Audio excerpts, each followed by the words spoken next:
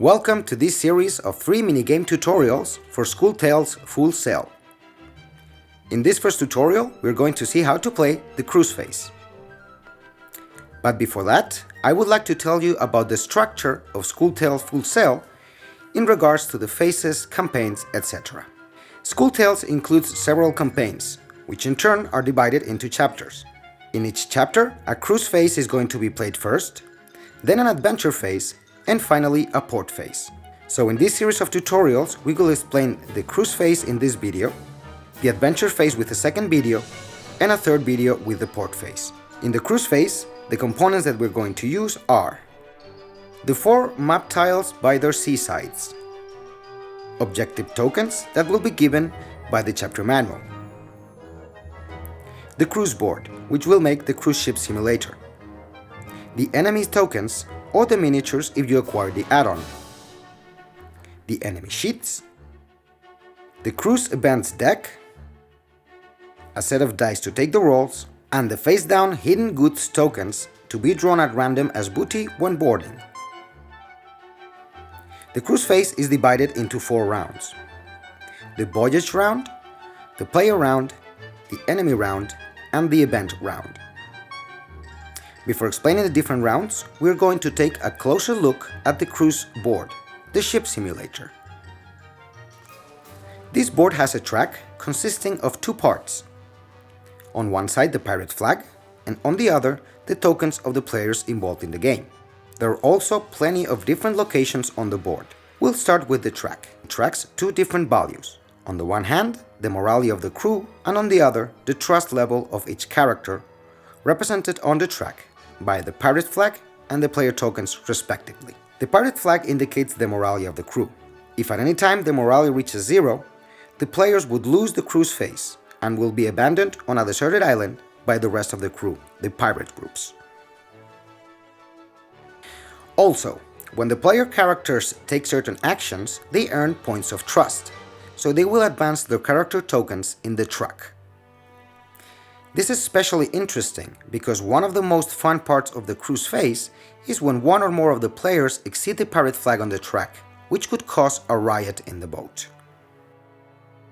This area here are locations where you will place the player characters and pirate groups that accompany them, such as the main cover, the gunwale, from where characters would move into the specific board in case of a boarding, the artillery posts, the platform, infirmary, the rudder, and the bridge. The lower area represents the ship itself. In this section, you can see the sails that you can set in your boat, which increases your ability to move. This section represents your hold, where you can put rum, provisions, your cannons, fabrics, goods, prisoners you make, etc. In addition, the load in your hold will affect your movement. Finally, we have the clock marking the passing days. A day has 6 shifts, 2 of which are during the night, which particularly affects the spawning of enemies and when to feed your crew. Now that we've seen the different sections of the boat, we return to the 4 rounds of the cruise phase, which are Voyage Round, Player Round, Enemy Round, and Event Round. These are the steps to take during the Voyage Round. First, look at the level of clogging of the boat. There is a meter of dirt in the boat, which increases with the passing shifts. If at any time the ship reaches a certain level of dirt, the crew starts being uncomfortable in the boat and losing morale. The next thing to check are the pirate groups. The pirates are people that you have recruited in other phases. You will start with a certain number of them in your ship during the cruise phase, and they will help you with the work of the boat. But they will get tired as they take their actions. If a pirate group becomes exhausted, they would remain where they are. To recover them and get them back to work, the captain has to assign them to the staterooms. At this stage of the round, the clock also progresses, making the time pass. During the player round, the players will use their miniatures and place them in the different parts of the boat. But you must pay attention, because not all the characters can be placed in all locations. For example, If you want to place the cabin boy on the main deck of the ship, there is only one position available for a pirate player. There is room for 2 pirate groups, but only for 1 player. For example, in the platform, there can only be 1 pirate player. With that in mind, we're going to place the Hit Woman in the command post and the Avenger at the helm. The captain will be in charge of determining the initiative on the first round. From there on, the initiative order will be determined by each player's trust level. In the case of a tie between 2 characters, the captain will decide who takes their action first. On the deck, you will be able to move goods in the hold, aid people in the infirmary, or you can clean dirt to avoid losing morale. Performing this action gives the character 1 trust point. In the gunwale, you will stay alert and prepared for possible boarding actions. So if you think that an enemy is at boarding distance, you can jump in the gunwale to prepare for it. In the artillery positions, you can place up to 2 characters or groups of pirates to shoot the cannons of the ship. Mapping. In this position, you can try to take a mapping action. With this action, you will be able to look at hidden objectives on the map, regardless of the distance to your boat. You roll the dice, and if you get 3 successes, you can reveal the objective and check if it is the one you are looking for or not. In the platform, sightings can be done. If the ship is at sighting distance, you may reveal an objective. This action also serves to see when the enemies are about to attack and to try to increase or reduce their radius.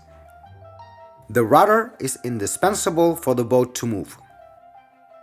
The pirate groups and characters placed in the sails determine the number of dice that are rolled for that movement. As we can see in the image, right now there is a player at the helm and 2 pirate groups in the sails, so 2 dice are rolled. The results on the dice must exceed the number 4. Let's imagine that we roll a 5 and a 6, so that the boat will be able to move 2 spaces, or could turn 1 position and move 1 space. The movement of the boat is decided by the captain, who chooses where the boat will head to. In the cabin, you can take intrigue actions, such as robbing the crew's booty, ranting against the captain, folding provisions or rum to recover life points or destiny points. Once the player round ends, the enemy round begins. During this round, the enemies are going to move, and to the extent of their possibilities, they're going to try to approach our boat, in some cases, and you will have to fight against them, if necessary. In this round, ships and creatures of the depths will appear and will attack you. The enemies in this round can be aggressive enemies, neutral enemies, or passive enemies. This will affect their behavior towards our boat. For example, an aggressive enemy, such as the Coast Guard, is going to try approaching us. We are pirates, we are in their coasts, and that cannot be allowed. A neutral character may be, for example, a whale. If the players do not attack the whale, it will not attack the players.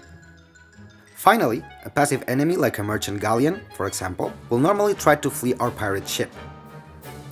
If a merchant galleon meets our pirate ship, the galleon will always attempt to flee. There's also a need to elaborate on the area of effect.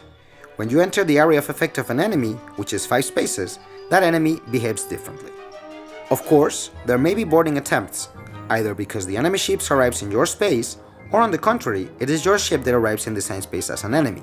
You can do this because you want to board a merchant galleon, fight a coast guard, etc.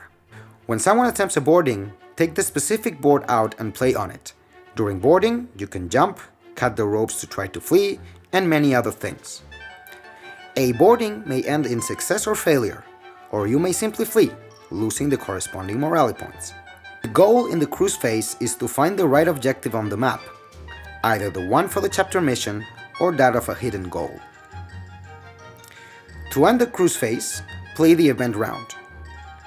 Draw an event card from the event deck, read the text to see what happens, and interact with that event. These 4 rounds are repeated until you get to successfully carry out the mission of the chapter, or until the ship's morale marker reaches 0. And this would be the cruise phase.